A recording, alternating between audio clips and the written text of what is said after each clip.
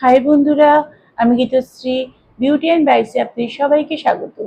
আজ আমি দুটি নিরামিষ রেসিপি নিয়ে চলে এসেছি, সেগুলো আপনাদের সঙ্গে শেয়ার করব। চলুন।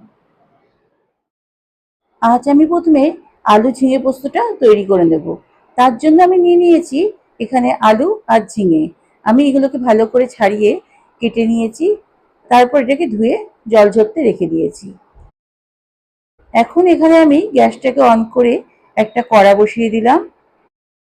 এখানে পরিমাণ মতন তেল দিয়ে দিলাম, এই 3 থেকে 4 চামচের মতন। এখন তেলটা গরম হয়ে গেছে, তাই আমি এর মধ্যে 6 থেকে 7 খানা কাঁচা লঙ্কা অ্যাড করে দিলাম। লঙ্কাটা একটু ভাজা ভাজা হয়ে গেলে এর মধ্যে আমি আগের থেকে কেটে রাখা আলুগুলোকে দিয়ে দিলাম। তারপর এটাকে আমি ভালো করে মিশিয়ে নেব।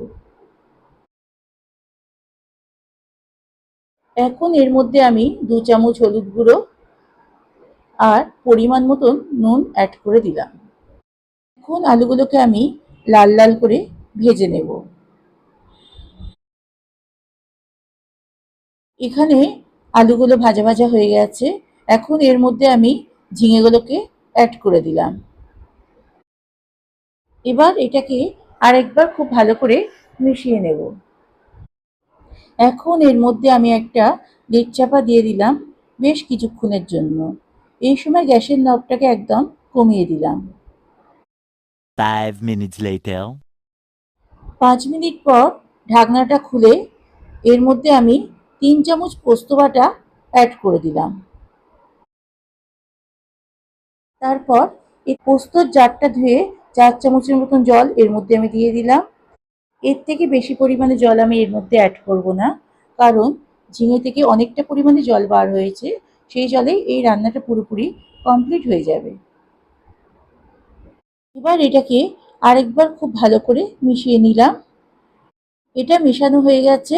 এখন এর মধ্যে আমি লিড চাপা দিয়ে দিলাম বেশ কিছুক্ষণের জন্য। 5 minutes later. এখন আমি লিডটা খুলে এটাকে আরেকবার ভালো করে মিশিয়ে নেব, আর এইটার জল শুকানো অবধি অপেক্ষা করব। এই সময় গ্যাসের নবটাকে একদম বাড়িয়ে দিলাম। দেখুন বন্ধুরা, পোস্তর জল একদম শুকিয়ে গেছে। আমার পোস্ত একদম কমপ্লিট হয়ে গেছে। এই সময় গ্যাসের নবটাকে বন্ধ করে দিলাম। এখন আমি বিউলির ডালটাকে তৈরি করে নেব।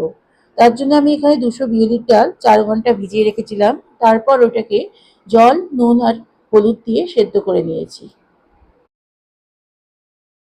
এখানে গ্যাসটা অন করে একটা প্যান বসিয়ে নিলাম। এর মধ্যে আমি 2 চামচের মতন সর্ষের তেল অ্যাড করে দিলাম।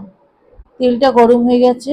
এখন 2টো তেজপাতা, 2টো শুকনো লঙ্কা আর 2 চামচ 5 ফোড়ন অ্যাড করে দিলাম। ফোড়নটা যখন ভাজা হয়ে যাবে তখন এর মধ্যে আমি আগের থেকে সেদ্ধ করে রাখা ডালটা দিয়ে দিলাম আর পরিমাণ মতন জল অ্যাড করে দিলাম। জলটা আপনারা যে যার পরিমাণ মতন দেবেন। কে কতটা গাঢ় বা পাতলা খাবেন তার উপর ডিপেন্ড করে জলটা দেবেন। এখানে ডালটা ফুটে গেছে। এখন এর মধ্যে আমি 1 চামচ মৌরির গুঁড়ো আর 1 চামচ আদা বাটা দিয়ে দিলাম। তারপর এটাকে ভালো করে মিশিয়ে নেব। এটা মেশানো হয়ে গেছে। এখন এটাকে বেশ কিছুক্ষণ ফুটিয়ে নিলেই ডাল একদম রেডি হয়ে যাবে। আর আপনারা চাইলে এর মধ্যে চিনি অ্যাড করতে পারেন। দেখুন বন্ধুরা, এখানে ডাল একদম রেডি হয়ে গেছে। এখন আমি গ্যাসের নবটাকে একদম বন্ধ করে দিলাম।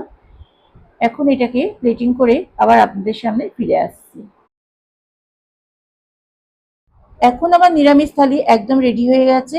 যদি আজকের এই রেসিপিটি আপনাদের ভালো লেগে থাকে তাহলে আমার চ্যানেলটিকে অবশ্যই একটু লাইক, শেয়ার ও সাবস্ক্রাইব করে দেবেন। আপনারা ভালো থাকবেন। পরবর্তী অন্য কোনো রেসিপি নিয়ে আমি আবার চলে আসবো। ততক্ষণের জন্য বাই।